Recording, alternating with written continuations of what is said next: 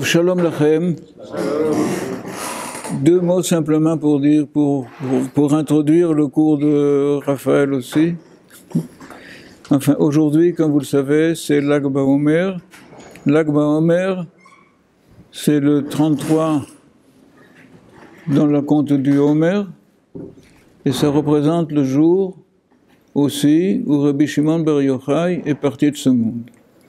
Maintenant, au niveau des, disons, des sphirotes, vous avez entendu parler de sphirotes, vous avez entendu parler de la mystique juive, puis vous avez entendu des sphirotes, l'ordre des sphirotes, c'est, disons, plutôt en haut Keter, ensuite, Zeder, Chochma, Bina, Daat, ça va sur la droite, c'est Chochma, Chesed, Netzach, sur la gauche c'est Bina, Gvura, Ve, Od, vous le dites pas, Beseder. Et au centre c'est un cave qui va depuis le Keter, Daat, Tiferet, Yesod, et Malchut. Faites le compte des... Ça va? J'espère que je ne fais pas des bêtises.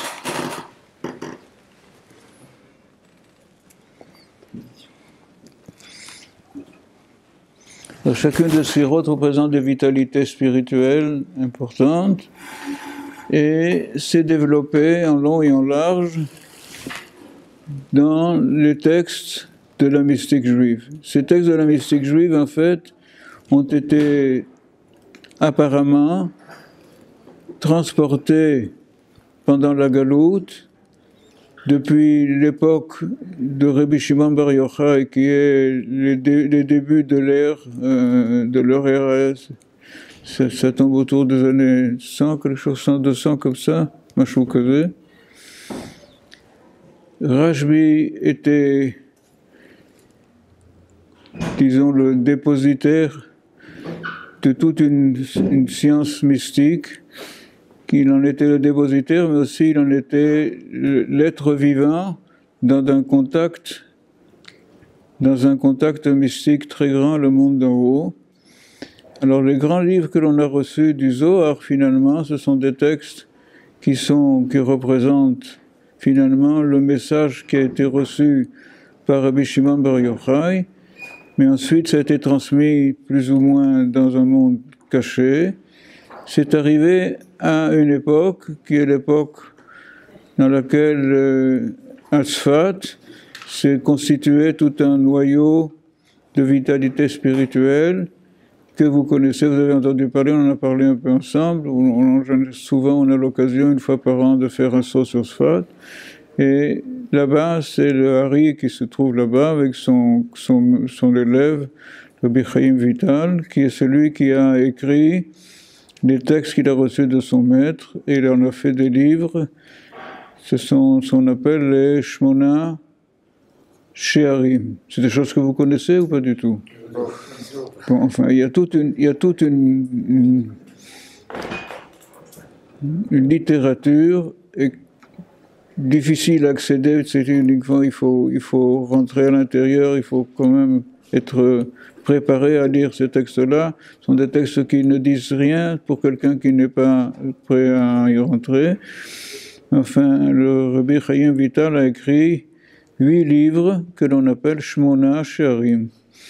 Alors, par exemple, un exemple de ces Shear, il y a un qui s'appelle Shar HaKavanot.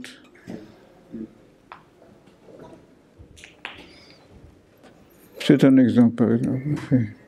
Maintenant, aujourd'hui, c'est le Yortzeit de Rabbi Shimon Bar Yochai. Et autour de cette personne de Rabbi Shimon Bar Yochai, il y a des textes du Zohar qui sont consacrés au monde qui l'entourait, qui a vécu autour de lui. Ce sont de ce qu'on appelle les hydrotes. Hydra, c'est un message, disons, un disons, un message spirituel. Il y en a un message qui vient d'une rencontre entre tous les élèves du Rabbi Shimon Bar Yochai qui l'entouraient, dans une dimension qui était beaucoup plus très ample, mais qui n'était pas rentrée dans le détail de la mystique, ce qu'on appelle la Hydra Rabbah. Et il y a un texte très fin, très beau, que l'on a l'habitude de lire cette nuit de Lag BaOmer pour essayer de le finir en entier. C'est pas toujours facile, il y a une quarantaine de pages. On fait comme si on y arrive. Enfin, moi, par exemple, hier soir, j'ai essayé de lire une partie. J'ai lu une partie, mais j'ai pas eu le temps de tout faire. J'étais pas avec mon groupe parce que je faisais ça à Jérusalem. Mais eux essayent plus ou moins de finir tout ce limoud-là. C'est dans cette Hydra Zuta, Zuta veut dire petit en araméen, Hydra Zuta, on raconte comment le Rabbi Shimon Bar Yochai rencontre le monde d'en haut et monte vers le haut, et on raconte la fin de l'histoire de Rabbi Shimon Bar Yochai, qui rentre dans sa Méhara et qui est gardé dans une Méhara jusqu'à ce jour, jusqu'à la fin du siècle, je disais, où se trouve une Méhara à Méron, où se trouve en principe le corps ou l'être qui s'appelle Rabbi Shimon Bar Yochai. Alors, à Lag BaOmer, Am Israël de plus en plus a l'habitude de monter à Méron et d'essayer d'arriver autour de cette zone-là, et il y a des activités très belles, des chants, pour ceux qui ont déjà été. Tu as déjà été là-bas, Raphaël? Non, c'est arrivé. L'occasion, il y a des cours qui sont donnés de très bonne qualité, et il y a des chants, ça chante, ça danse, ça vit cette rencontre avec Rabbi Shimon Bar Yochai. Eh bien, on y est. C'est le jour aujourd'hui. Si vous voulez des questions, pas de questions? Tu lèves ta voix. Ouais. Les livres du Haridal dont vous avez parlé, à partir de quel moment on peut savoir qu'on est prêt à les étudier?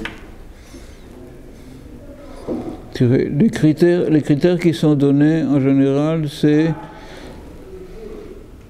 premièrement être marié.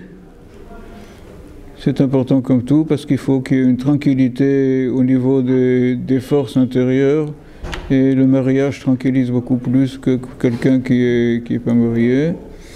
Et d'autre part, il faut en général, ceux qui rentrent dans ce monde-là, ce sont des personnes qui sont décidées sérieusement de travailler beaucoup sur leurs traits de caractère, sur leurs midotes. C'est-à-dire, c'est chacune des midotes sur lesquelles on insiste beaucoup sur des gens qui surtout par exemple, des forces telles que la colère, des choses comme ça, ça bannit une personne de rentrer dans ce monde-là.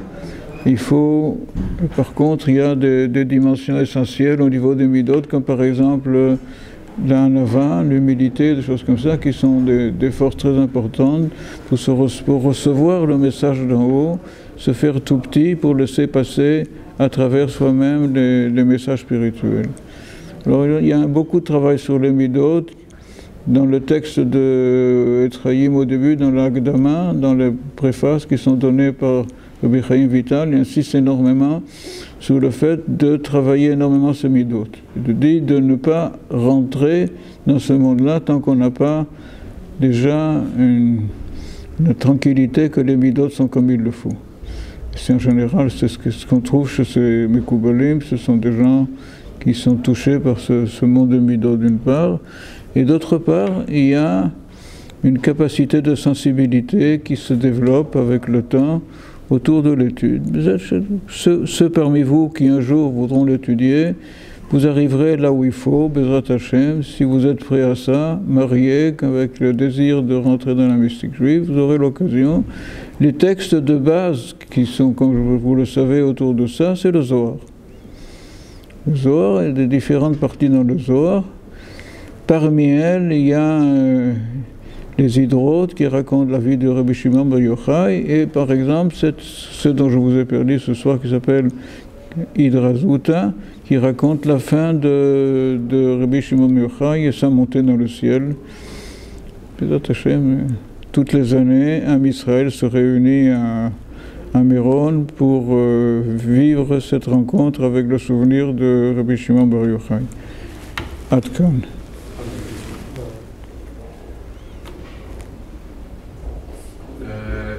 Très fort, très très fort. Est-ce qu'avant Rabbi Shimon Bar Yochai, eh ben, il y a d'autres grands qui avaient ces sodotes, ces secrets-là? Pourquoi est-ce qu'ils n'avaient juste pas assez de grandeur pour faire le Zohar, ou c'était juste destiné à Rabbi Shimon Bar Yochai? Non, le Zohar concerne Am Israël, c'est la mystique du peuple juif. Maintenant, une des personnalités les plus dignes de recevoir ce message et qui l'ont reçu sous la forme de messages mystiques, c'est Rabbi Shimon Bar Yochai, qui a entendu des voix, qui a entendu des messages mystiques, qui les a recueillis et qui les a transmis à ses élèves, pour ceux qui étaient capables de le recevoir, mais tout ça s'est passé en dessous.